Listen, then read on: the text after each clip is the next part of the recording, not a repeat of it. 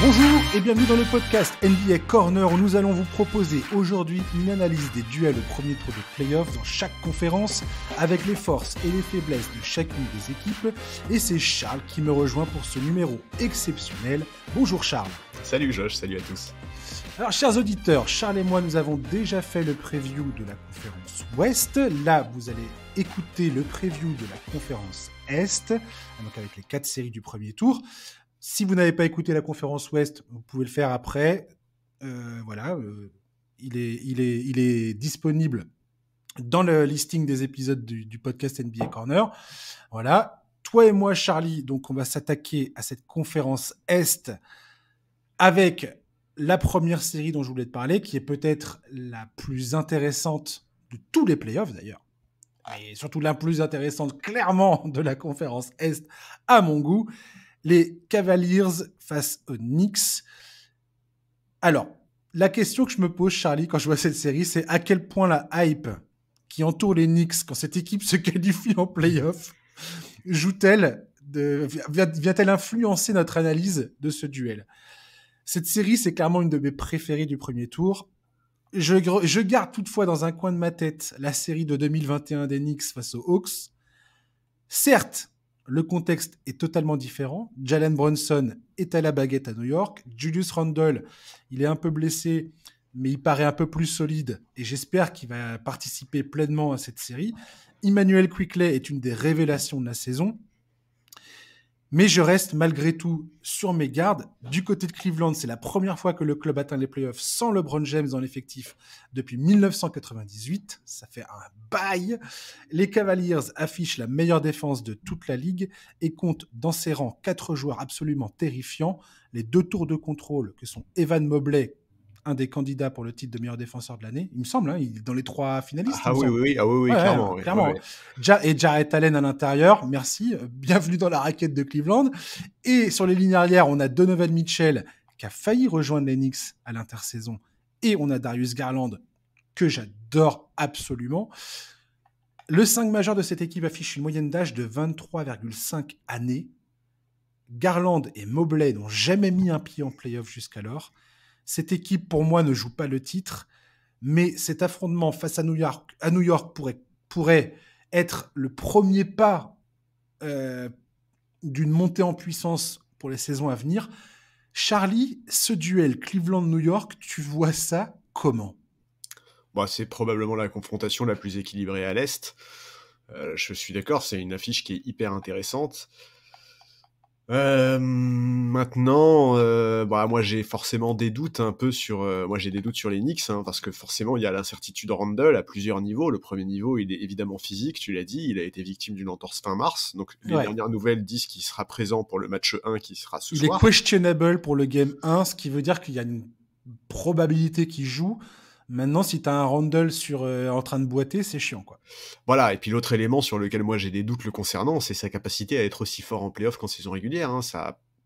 C'est l'historique veut ça. On se rappelle de sa saison 2020-2021, je crois, monstrueux en régulière avant de retomber dans ses travers en play-off avec une adresse compliquée, beaucoup de pertes de balles, du mal vraiment à avoir la même influence sur le jeu de son équipe.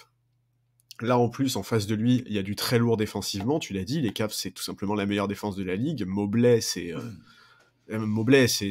moi, j'ai même pas les mots pour parler d'Evan Mobley. On se rend pas bien compte, je pense, du niveau défensif de ce mec-là. Il est tellement intelligent dans ses lectures. C'est un sophomore de 21 ans. Il est déjà parmi les favoris, parmi les finalistes du titre de défenseur de la saison. Son évolution est terrifiante, mec. Le jour où il gagne en muscles, tu pourras plus le bouger au poste, parce que si Julius Randle joue, c'est ce qu'il va essayer de faire. Essayer de lui rentrer dans le lard, essayer de le dominer physiquement. Mais le jour où Evan Mobley devient une espèce de morceau inamovible, je te raconte pas le bordel que ça. Et déjà, même sans l'être, il est déjà tellement fort. Enfin, vraiment, je le redis, c'est sa 2e saison en NBA, il a 21 ans. Enfin, on va en bouffer pendant des années de la domination défensive d'Evan Mobley, et je trouve ça génial, parce que vraiment, pour tous ceux qui aiment la défense, regarder ce mec jouer, c'est impressionnant. Donc voilà, il y a vraiment, c'est un atout qui est important pour les Cavs dans cette confrontation-là. Ça tombe particulièrement bien. voilà, on sait très bien qu'en play-off, le jeu change, se ralentit, les arbitres sifflent moins, la défense prend toute son importance, et forcément, c'est un atout énorme pour les Cavs.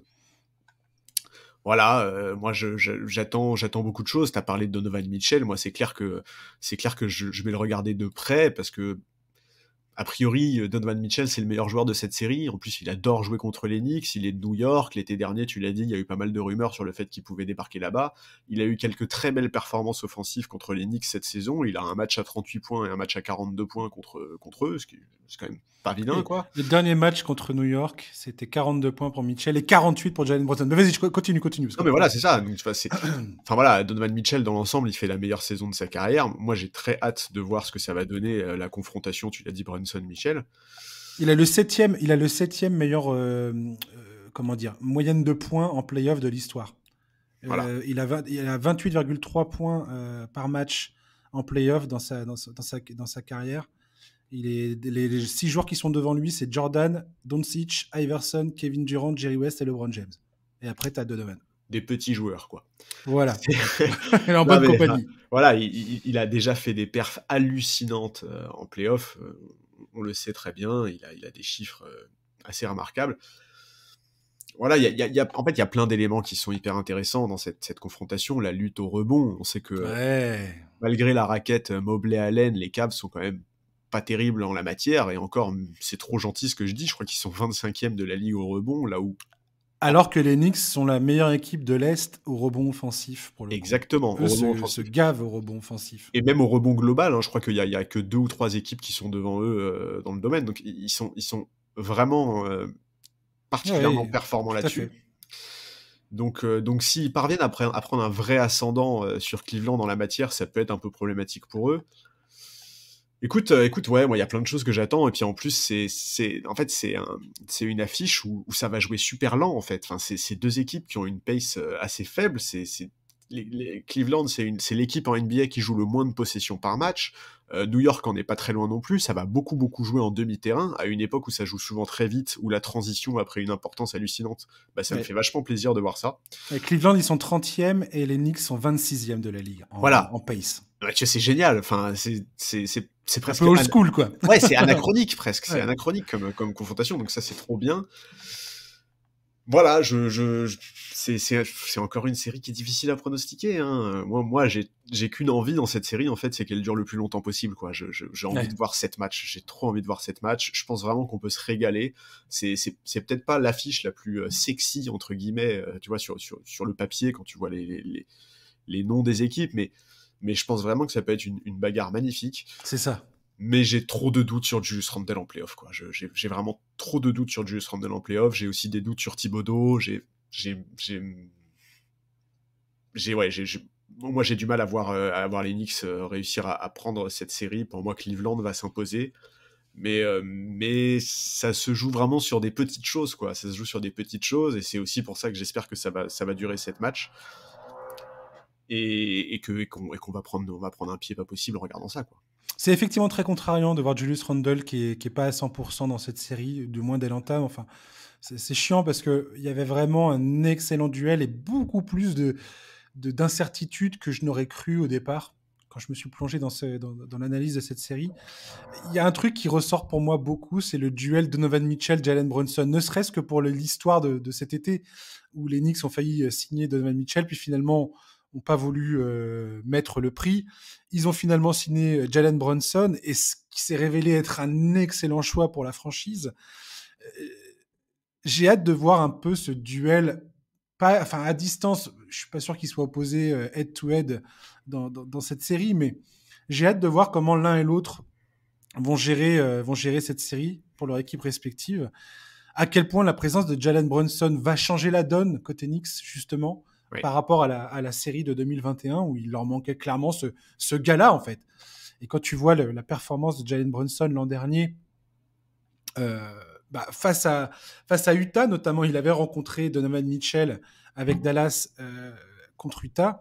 Il tournait à 28 points de moyenne quasiment dans cette série. Il avait fait un match à 24 points, le fameux match à 41 points et 31 points. Ils avaient réussi à gagner cette série malgré l'absence de Luka Doncic. sur une partie de la série. C'était vraiment un peu la coming out party, on va dire, de Jalen Brunson, où on s'est tous regardés en se disant, mais attends, mais il est trop fort, ce mec, en fait. Ouais, en se disant, en fait, on l'a tous sous-estimé, ce mec-là, quoi. Voilà, c'est bien plus que un gars comme c'est vraiment un très très bon joueur, quoi. Et on l'a vu cette année. Enfin, on ne peut plus confirmer cette saison à New York qu'il était vraiment un joueur sur lequel il fallait compter.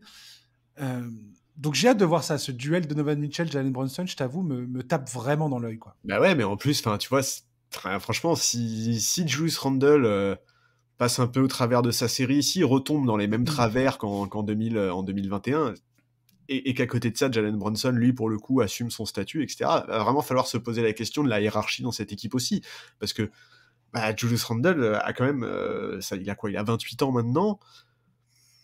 On lui voit quand même toujours les mêmes défauts, toujours les mêmes problèmes. C'est aussi pour ça que cette série, elle est importante pour lui. Tout à fait. Parce qu'il a l'occasion un peu d'une certaine manière de changer son image, tu vois.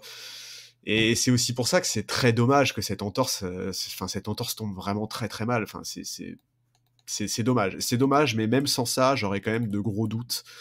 Même sans ça. Et donc ouais, tu vois, j'espère une série en 7 matchs, mais moi, je vais partir sur Cleveland en 6, je pense, parce que je me méfie trop de Julius Randle. Après, vraiment, moi, j'ai peut-être un côté... Julius Randle, je l'ai quand même beaucoup vu aux Lakers. Et en fait, j'ai toujours un peu ce côté où à chaque fois que je le vois briller en saison régulière, depuis qu'il est à New York notamment, j'ai toujours un peu ce doute de... oui, mais il a toujours les mêmes problèmes, et en fait, c'est des problèmes qui sont trop pénalisants en play-off, quoi. Ouais. Ouais, je suis d'accord avec toi. Et t'as parlé de Tom Thibodeau tout à l'heure, c'est pareil. J'ai hâte de voir comment il va gérer ses rotations, comment il va gérer ses stratégies. Alors maintenant, il a un personnel les joueurs qu'il a dans cette équipe qui correspondent vraiment au style de jeu qu'il a envie de pratiquer. Et cette équipe est beaucoup plus équilibrée qu'elle ne l'a jamais été depuis son arrivée à la tête des Knicks. Donc je pense que ça joue. Pour moi, il y a deux autres gars qui vont vraiment être à suivre dans cette série. C'est Evan Mobley d'un côté, bien évidemment, du côté de Cleveland. Je pense que Mobley peut... Enfin, j'ai hâte de le voir. Comme j'ai dit tout à l'heure, c'est sa première série de playoffs. Et j'ai hâte de le voir dans ce contexte. Comment il va répondre présent dans ce contexte des playoffs. Est-ce qu'il va être timide, réservé et un peu perdu, ou est-ce qu'on va peut-être voir un Evan Mobley s'affirmer, trouver des ressources qu'on ne lui soupçonnait pas forcément ou qu'on pensait qu'elle était là, mais qui tout d'un coup éclate au grand jour, parce que cette série, je pense, va être très disputée, beaucoup plus qu'on pourrait le croire, et j'ai hâte de voir comment il va réagir, en fait. Et l'autre gars que je vais énormément suivre, c'est Immanuel Quickley, qui, dans cette fin de saison, fait une fin de saison absolument époustouflante, défensivement, offensivement. C'est vraiment ce joueur... je sais pas, quand j'avais fait mon podcast sur la remise des trophées, j'avais vraiment hésité à le mettre dans la catégorie du 6e homme de l'année. Tu me redis ça aujourd'hui. J'ai peut-être fait trop tôt ce podcast parce que tu me redis ça aujourd'hui. Effectivement, Immanuel Quickley, clairement, est un candidat sérieux pour ce trophée, quoi. Et j'ai hâte de voir également comment ça va se passer pour lui dans cette série, quoi. Ouais, effectivement, ça va être un élément qui est important. Et moi, il y en a un autre que j'attends beaucoup, mais c'est parce que j'adore ce mec. C'est Josh Hart. Josh Hart aussi va disputer ses premiers playoffs. Donc, vas-y, Josh, montre-leur. ton fameux Josh Hart. Ouais. Mais il y a énormément d'histoires. Il y a plein de joueurs dont on parle pas. On va pas. Parce qu'on va voir déjà comment ça va se passer. Mais il y a plein de joueurs des deux côtés qui ont énormément de choses à démontrer et qui peuvent. Je pense à R.J. Barrett du côté des Knicks, Obi Toppin également qui a fait une très bonne saison. Mitchell Robinson qui va peut-être avoir un rôle clé dans cette série au rebond notamment parce que c'est leur meilleur rebondeur offensif et c'est lui qui va devoir batailler avec Mobley et Jarrett Allen dans la raquette, qui peut être l'endroit où cette série va se décider. Du côté de Cleveland, on va voir un petit peu comment ça va se passer avec les ailiers, qui a toujours été la question centrale de cette équipe toute la saison, entre Okoro, qui est pas au mieux physiquement, Cedi Osman, Caris LeVert. comment cette rotation va se passer. Quelle équipe va sortir du côté de Cleveland en termes de rotation? J'ai hâte de voir ça. Parce que Bickerstaff, c'est la première fois qu'il se retrouve avec cette équipe en play-off. C'est la première fois que cette équipe arrive en play-off avec ce groupe. Et voilà, on a plein de questions qui restent là et j'ai hâte de voir comment ça va se dérouler, clairement. Ouais, je suis d'accord. Et effectivement, il y a effectivement un joueur comme Mobley, il faut voir comment il va être. Effectivement, peut-être qu'il sera timide, peut-être qu'il sera un peu pris par l'enjeu. Mais pour le coup, défensivement, j'ai aucun doute sur le fait qu'il va tirer son épingle du jeu, parce que vraiment, c'est presque inné chez lui, cette capacité qu'il a à comprendre le jeu, à lire tous les moments où il doit venir en aide, etc. Enfin, il est vraiment, moi, je suis vraiment hyper impressionné par Evan Mobley cette saison, et je serais trop déçu si on retrouvait pas cette défense incroyable qu'il a en play-off, quoi. Toi, t'as dit Cleveland en 6, c'est ça? Ouais, j'ai dit Cleveland. Moi, je dis Cleveland en 7. Je vois cette match. J'ai envie que cette série aille en 7. Moi aussi, clairement. J'espère que tu as raison. J'espère que tu as raison. Et j'ai une préférence pour Cleveland parce que j'ai très envie de voir Cleveland face à Milwaukee. Je pense que Cleveland-Milwaukee enfin, c'est très égoïste. Je suis désolé pour les fans des Knicks. Vous avez le droit de me maudire. Je comprendrai, vous inquiétez pas. Rien de personnel là-dedans. Mais je pense que une série Milwaukee-Cleveland s'annonce plus disputée qu'une série Milwaukee-New York, pour le coup. Oui, je suis d'accord. J'ai l'impression. Mais peut-être que je me trompe. J'arrête pas de me tromper quand tu vois mes pronostics pour le play-in, c'était... Oui, sur le play-in, on s'est sacrément planté. Après, le play-in, c'est des confrontations sur un match, hein, donc c'est quand même plus difficile à pronostiquer que sur c'est vrai, Charles, essaie de nous dédouaner, va. Ouais, vas-y, je nous trouve plein d'excuses. On va parler des Sixers et des Nets. Philadelphie a peut-être la meilleure équipe jamais bâtie autour de Joel Embiid, meilleur scoreur de la NBA pour la deuxième année consécutive, immense favori pour le titre de MVP. Je pense que Embiid va poser des problèmes quasi insolubles à la défense des Nets, qui n'a pas vraiment qui que ce soit pour défendre de manière effective sur lui. Nick Claxton a réalisé une saison exemplaire, mais il pèse 20 kilos de moins que Joel Embiid. J'ai cru que tu allais dire il pèse 20 kilos tout court. Non.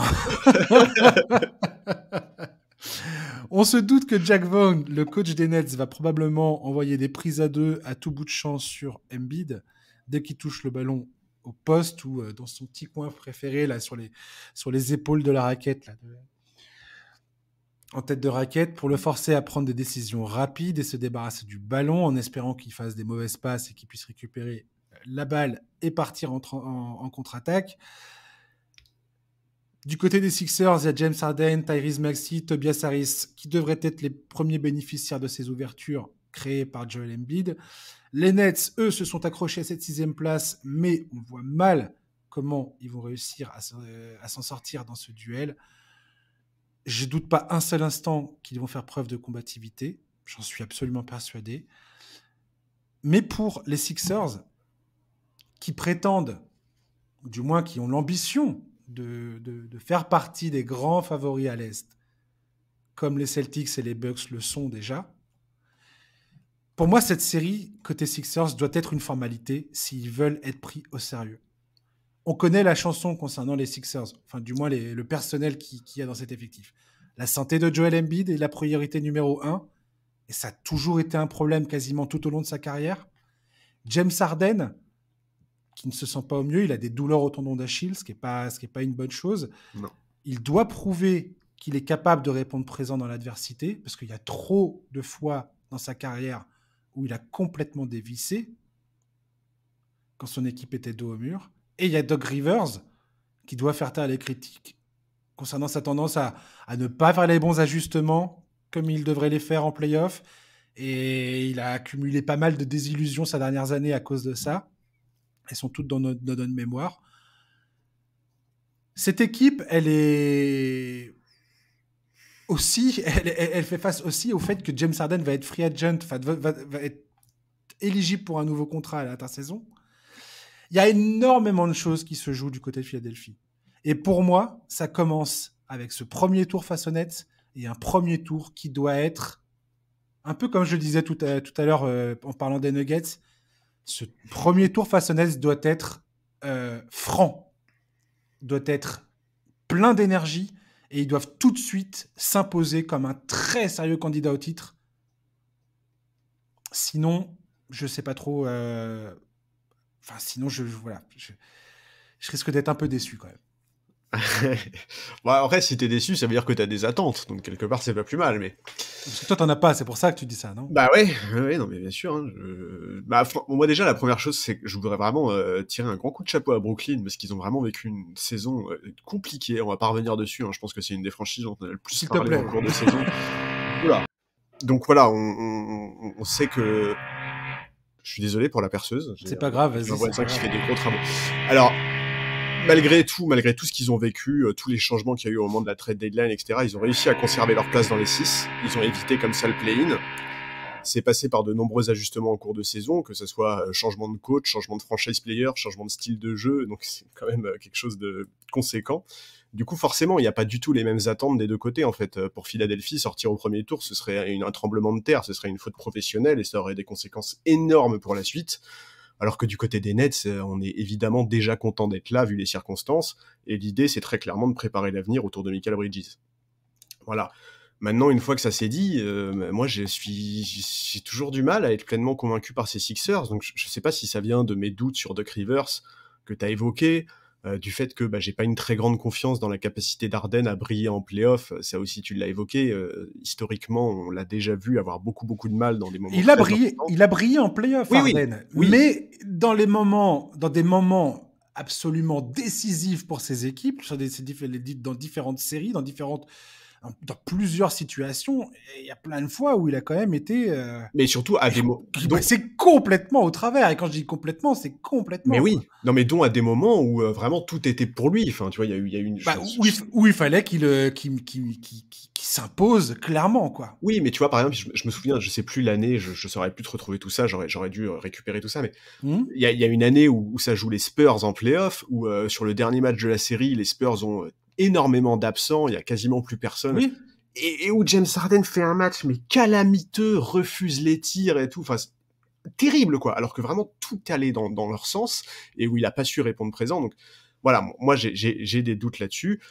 J'ai aussi des doutes sur la capacité des Sixers à défendre en transition. Alors attention, hein, je te dis pas du tout qu'ils vont pas être capables de défendre contre Brooklyn, je te dis juste que j'ai vraiment du mal à les mettre au même niveau que Milwaukee et Boston pour le moment, donc c'est pour ça que je suis complètement d'accord avec toi. Il faut, pour Philadelphie, que ce premier tour soit une formalité. Il faut qu'ils tapent du poing sur la table. Et peut-être que ce premier tour va me donner tort et me prouver qu'au contraire, ils ont de la marge. J'attends vraiment de voir ça. Mais je suis vraiment plein de doutes. Et c'est pour ça qu'en fait, moi, j'ai pas beaucoup d'attentes, quoi. J'ai pas beaucoup d'attentes. Mais bon, j'ai pas d'attente au global, quoi. Sur cette série, je peux pas les imaginer... Je peux pas imaginer qu'il y ait une catastrophe. Enfin, ce serait terrible pour la franchise. Ce serait catastrophique pour la franchise, pour Joel Embiid. Enfin, je vois pas comment, malgré la présence de Nick Claxton, Brooklyn va avoir les armes pour défendre sur Embiid. Ils vont devoir choisir leur poison de toute façon. Est-ce que tu fais des prises à deux immédiates, quitte à être puni, parce qu'on parle quand même, les Sixers sont quand même la meilleure équipe de la ligue en adresse à 3 points. Ils tournent à 39% de moyenne au global. Tyrese Maxey est à 43% sur plus de 6 tentatives par match. Niang 40%, et j'en passe. Il y en a un paquet. Enfin, il y a tellement de mecs qui shootent bien à 3 points dans cette équipe que c'est la prise de tête. Donc voilà, si t'es Brooklyn, tu vas devoir choisir ton poison, parce que de toute façon, tu l'as dit, il n'y a pas grand monde pour gêner Embiid, qui va de toute façon, quoi qu'il arrive, se régaler, et notamment sur la ligne des lancers francs. J'ai hâte de voir combien de lancers il va tirer par match. Ouais, c'est sûr. Ouais. Voilà, toujours la question du rythme, hein, ça c'est comme dans toutes les séries, qui va réussir à maîtriser le tempo du match. C'est évident que Philadelphie va vouloir installer un jeu sur demi-terrain, parce que ça correspond à leur qualité. Tout au long de la saison, ils ont joué avec une pace très lente, et ça correspond aussi avec les faiblesses des Nets, parce que on sait que Dinwiddie, par exemple, est assez inconstant, et même s'il fait sa meilleure saison à la passe, il est quand même pas le profil gestionnaire dont pourrait avoir besoin cette équipe dans une telle configuration. Et c'est aussi pour ça, quoi, tu vois, malgré mes doutes sur Philadelphie, ils peuvent pas passer au travers, quoi. J'y crois pas. Moi, j'ai mis Philadelphie en 6 matchs. Je donne quand même 2 matchs à Brooklyn à cause de mes doutes sur les Sixers. Ah ouais, quand même. Et parce que j'aime la mentalité de ces Nets-là. Ils vont se battre, ils vont jamais rien lâcher. Il faudra que Philadelphie soit très sérieux. Et surtout, il faudra que Philadelphie, en fait, prenne des garanties avant une possible demi-finale de conférence de folie, quoi. Moi, je veux pas sembler dramatique, mais pour moi, c'est un peu c'est un peu qui tout double pour les Sixers, quoi. Moi, j'ai mis les Sixers en 5. Ok. Mais ce qui m'intéresse le plus, c'est la manière dont ils vont jouer et la manière dont ils vont sortir. Le fait que James Harden soit ralenti potentiellement par sa douleur au tendon d'Achille, c'est pas une bonne nouvelle pour Philadelphie, clairement. Parce que ça soulève tellement de questions et qu'on n'est pas à l'abri d'une nouvelle désillusion. Et quand je parle de désillusion, c'est potentiellement une sortie vite fait, bien fait face à Boston au deuxième tour. Clairement, si Harden n'est pas à 100%, ça va être très très compliqué pour les Sixers. Et la question, c'est qu'est-ce qu'ils font derrière ? Est-ce que tu files les thunes à Harden ou pas ? Est-ce que tu signes ce gars-là, vraiment ? Ah, mais il n'y a pas que ça. Est-ce que tu finis par enfin te poser la question Doc Rivers ? Aussi, oui. Voilà, non, mais je veux dire, il y a James Harden et il y a toute une série de questions qui arrivent derrière. Ouais, non, mais je suis d'accord. Je suis d'accord. C'est-à-dire que Philadelphie, potentiellement, ses playoffs peuvent déterminer vont déterminer leur avenir, mais pas un peu. C'est-à-dire, ça peut complètement changer les fondations, la fondation même de ce club, quoi. Tout à fait. Je suis d'accord. C'est des playoffs qui sont extrêmement importants pour Philadelphie et la manière va être très importante. Parce que voilà, tu l'as dit, s'ils sortent en demi-finale de conférence face à Boston, tu vois, que ça se joue en 6 ou 7 matchs, que Philadelphie se bat, que la série est accrochée, il n'y aura pas grand monde pour leur faire des reproches. Hein. Boston, ils ont un effectif, c'est la prise de tête, personne n'a envie de les jouer. Mais encore une fois, Charles, il y a la manière. Exactement. La manière dont tu perds. Exactement, c'est la manière qui va être hyper décisive, que ce soit pour Harden, pour Doc Rivers, pour toute la franchise, quoi. Vraiment, c'est sûr. Parce que Joel Embiid, on est tous là à juste titre à dire c'est un des tout meilleurs joueurs de la ligue, il va être nommé MVP, incroyable saison, blablabla, les Sixers. Je vois un nombre incalculable de gens qui disent les Sixers sont parmi les grands favoris à l'Est. Moi, je l'ai dit toute la saison.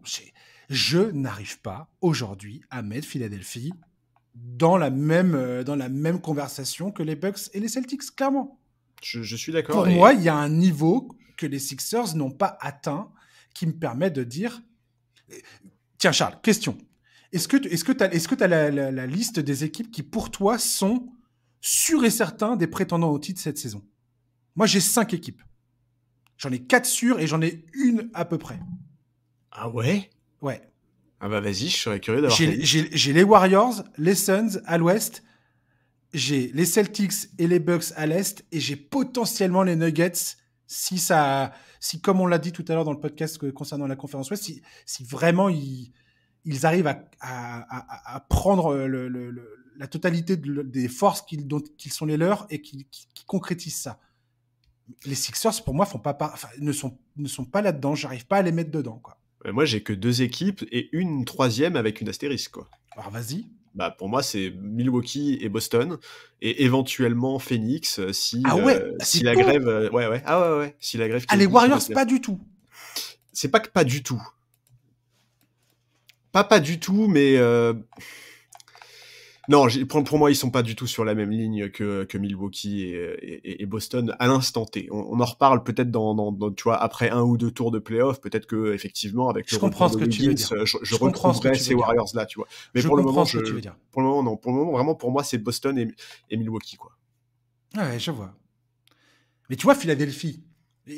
Qu'est-ce que tu comprends, toi, quand tu vois les gens s'enthousiasmer autour de Philadelphie en disant que potentiellement cette équipe peut vraiment aller très loin ?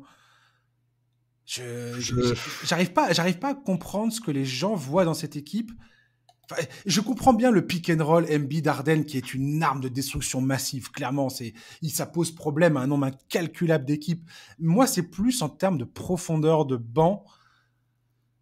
C'est en termes d'adaptation. Quand Georges Niang est parti pour avoir un rôle à ce point prédominant dans ton avenir en playoff, putain, mais je sais pas, c'est compliqué, quoi. Excusez-moi de jurer, mais Non, mais ouais, non, mais je ça comprends. me, je sais pas, ça me semble trop en fait. Après, George J'arrive, Young, il a de la bouteille quand même, hein. mais oui, Il mais commence bon, à... je sais pas. Ça fait quelques saisons quand même, hein, qu'il les joue, les playoffs, là. Mais ouais, bah... Je sais pas. Tu me donnes Philadelphie face à Boston ou face à Milwaukee. En fait, en toute honnêteté, jamais je me convainc que ça va passer, quoi. Mais oui. En fait, moi, je vais être très franc et je sais que enfin, peut-être que les gens vont penser que j'ai un problème avec lui ou quoi, mais en fait, une équipe qui est coachée par Doc Rivers, j'ai vraiment beaucoup de mal à T'as la un mettre. problème avec lui. Mais c'est pas que j'ai un problème. En fait, je comprends pas comment tu peux coacher, tu peux enchaîner les postes de coach d'équipes qui sont toutes des prétendantes au titre à chaque fois on te met des énormes cylindrées entre les mains, que tu n'y arrives jamais, que tu as toujours les mêmes problèmes, que tu n'es jamais capable de t'adapter à ce qui se passe en face de toi, et qu'on continue à te considérer comme un des plus grands coachs, tu vois. Moi, ça, je comprends pas, en fait. C'est un truc... Parce qu'il n'y a pas beaucoup de coachs qui connaissent des titres NBA aujourd'hui, actifs, et qu'il fait partie de l'un, il s'est laissé l'un d'eux, quoi. Ouais, je suis d'accord, mais moi j'en vois quand même quelques-uns des coachs NBA qui ont été titrés. En plus, cet été, par exemple, des coachs NBA titrés qui seront libres, il y en aura quelques-uns. Il y aura du Frank Vogel, Nick Nurse, on sait que rien ne garantit qu'il sera encore à Toronto cet été. Enfin voilà, il y a quand même du monde qui est disponible. Moi, Doc Rivers, en fait, j'ai trop vu la même chose, tu vois. J'ai trop vu la même chose chaque année, chaque été, chaque playoff. Je trouve que vraiment, je reste trop sur ma faim. Et donc voilà, le cocktail Doc Rivers plus James Harden touché physiquement fait que je peux pas mettre les Sixers parmi les prétendants. Et puis même en regardant les matchs, je suis désolé, mais je trouve que vraiment Milwaukee et Boston ont de la marche sur eux, quoi.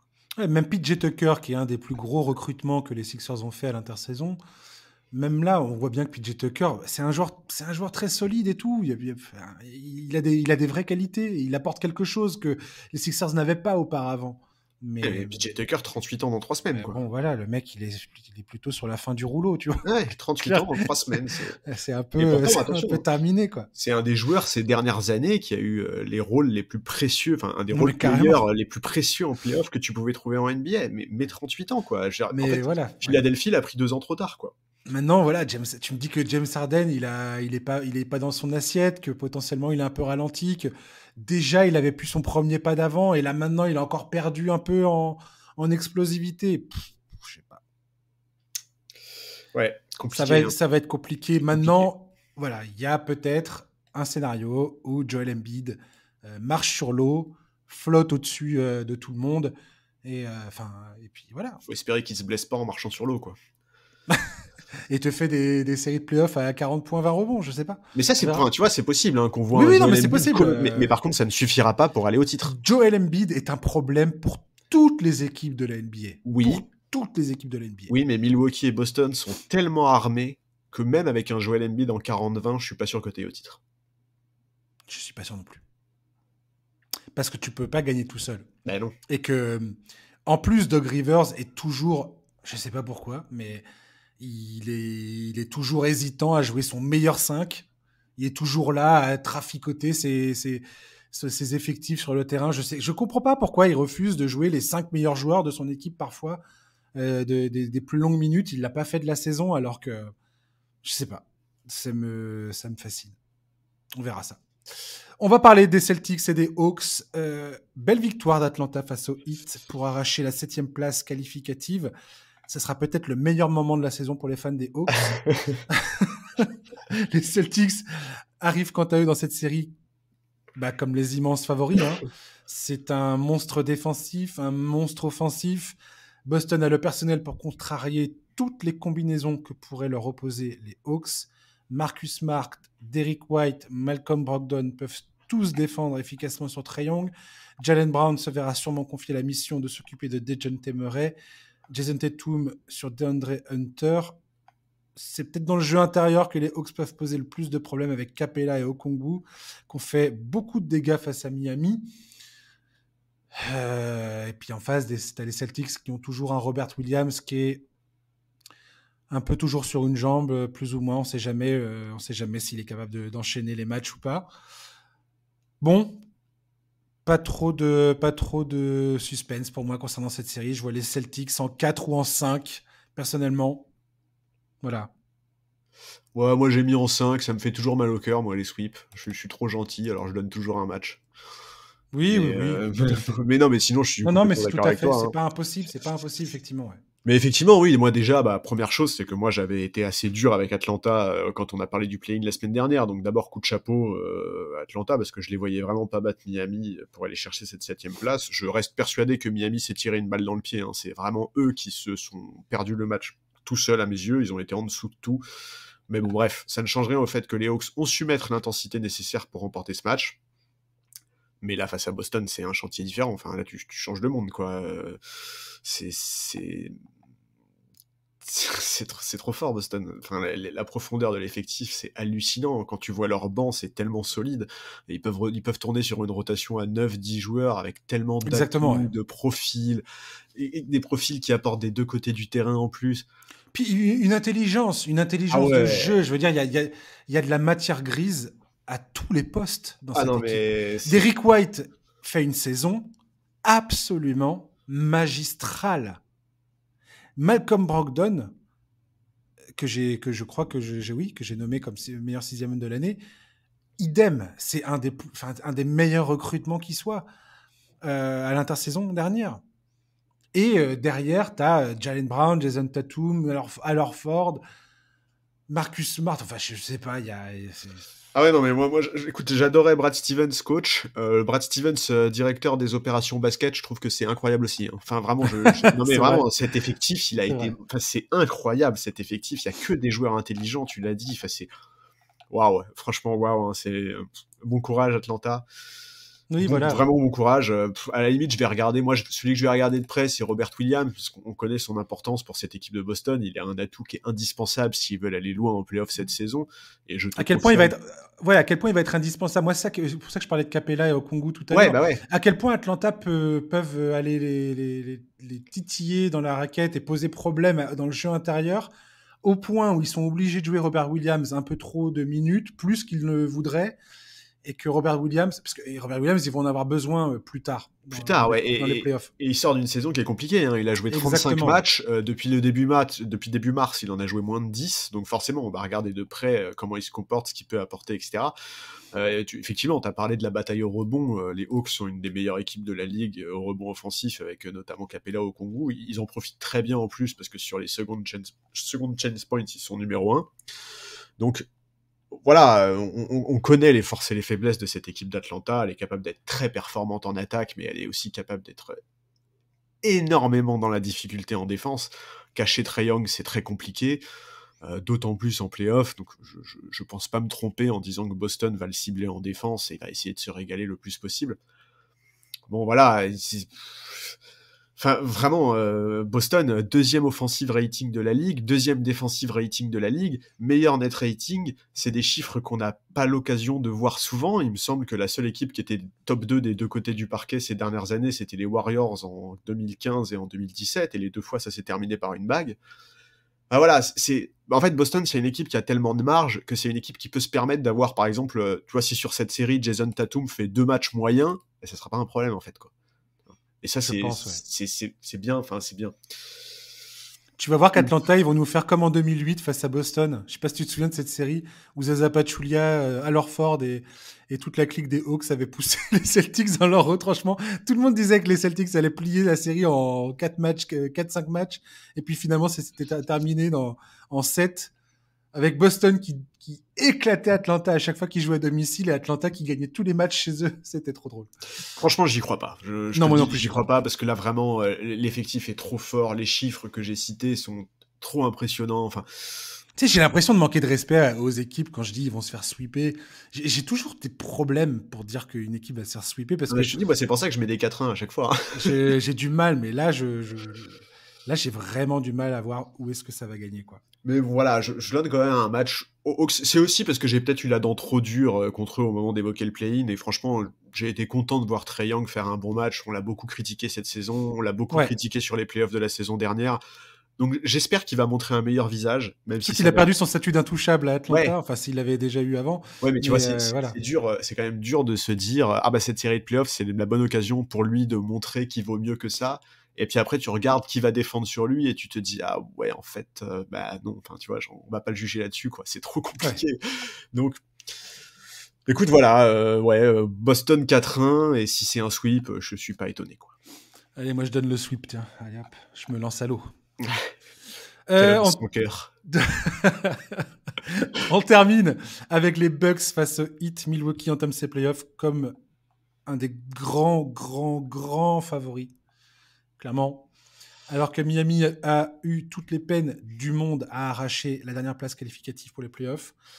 Après une victoire très compliquée face aux Bulls, Bucks et Heat semblent être sur des trajectoires totalement opposées. Les Bucks visent un nouveau titre avec un effectif d'une rare profondeur bâti pour aller au bout. Le Heat sont péniblement portés par Jimmy Butler et Bam Adebayo et le coaching d'Eric Spoelstra. J'ai l'impression qu'il y a beaucoup de questions qui vont se poser à l'intersaison concernant le Heat, sur les décisions, où ils vont exactement, qu'est-ce qu'ils font, est-ce qu'ils continuent à sortir de nulle part des joueurs, là, des Max Strus et des Gabe Vincent et tout ça, et en se disant mais on va où, on fait quoi, ou est-ce qu'il est temps peut-être de faire reset du côté de Miami, je sais pas, on verra. Bref, offensivement, Miami me semble être une équipe beaucoup trop limitée, surtout qu'en face, la défense des Bucks, ben c'est le top du top de ce que la ligue propose, quoi. Ce qui va m'intéresser beaucoup dans cette série, c'est comment Milwaukee va gérer les minutes de Chris Middleton, qui continue sa récupération après sa blessure au genou. J'ai l'impression que les Bucks pourraient profiter de cette série pour le reposer un peu, ne pas trop le faire jouer, parce que clairement, Miami, pour le coup, ça reste une équipe très physique. Donc, c'est peut-être pas la série où tu as envie de mettre Chris Middleton au contact trop longtemps. Donc, j'ai hâte de voir ça. Je t'avouerai que je m'attends pas du tout à un exploit de Miami. Et là, pareil, je donne un sweep, en fait. J'ai le deuxième sweep que je donne. Je suis généreux aujourd'hui. Ouais, tu distribues des coups de balai, c'est sympa. Coup de balai. Mais je vois pas comment ça passe du côté de Miami. Après ce qu'ils ont proposé face à Atlanta et Chicago, je vois même pas où ça passe, quoi. Ouais, c'est un peu la question, quoi. Quelle version du hit on va avoir? Parce que c'est clair que si c'est la version qu'on a vue au play-in, ça va être expéditif, hein. Maintenant, on sait aussi que Miami peut produire des prestations d'une meilleure qualité. Mais ouais, non. Moi, je suis vraiment pas content, hein, de ce qu'ils ont montré au play-in. C'est horrible. Enfin, vraiment, ils ont été en dessous de tout, mais de tout. Adebayo s'est fait mais martyrisé. Alors, déjà qu'offensivement, c'est laborieux en règle générale côté Miami, mais alors là, quand Adebayo en plus est comme ça, c'est terrible. Contre Atlanta, il s'est fait bouffer. Ouais, Dernière, il a eu du mal. défensivement, il a été présent pour le coup. Offensivement, il était absolument hors du coup. Mais défensivement, face aux Bulls, il a un peu sauvé la mise quand même. Eh oui, mais le problème, c'est que cette équipe, elle a aussi besoin qu'il soit fort offensivement, en fait. Tu t'attends pas à ce que. Oui, non, mais voilà, c'est qu'Adebayo, aujourd'hui, il doit avoir un rôle qui est beaucoup trop important à mon goût offensivement. Et là, face à Lopez et Antetokounmpo, mais qu'est-ce que tu veux qu'il fasse? Mais ça me fait mal, hein, de dire ça, parce que franchement, il sort d'une belle saison, hein, Bam Adebayo. Il a fait Oui, une non, mais il n'y a pas de problème. Mais là, ouais, non, là. Mais là, tu tombes. Et t'as Drew Holiday qui va s'occuper de Jimmy Butler. Bon, ben. Je sais pas. Bon, après. Merci Miami, mais. C'est aussi le format particulier du play-in, tu vois. Je vais te dire, Budenholzer, je pense qu'il sait très bien aussi une autre chose. Il sait très bien que Miami, tu peux pas leur donner une lueur d'espoir. Si tu commences à dire à Spoelstra et à Butler, hey, les gars, il y a peut-être moyen que ça passe en leur donnant un match, parce que t'es un peu trop complaisant. Je pense que tous ces gars-là, ils savent très bien que Miami, il faut les plier en 4 et il n'y a pas d'autre moyen, quoi. Oui, mais alors voilà, ça c'est l'autre élément. C'est quand même que ce play-in, moi, il m'a autant énervé, c'est aussi le format particulier du play-in qui se joue en un match sec qui a créé ça. C'est-à-dire que, tu vois, par exemple, si Miami-Atlanta, ça s'était joué sur une série au meilleur des 7, Ouais. tu vois, je pense que Spoelstra aurait trouvé les clés d'un match à l'autre. Je peux pas croire que Miami aurait enchaîné 2 matchs aussi médiocres face à un adversaire comme Atlanta.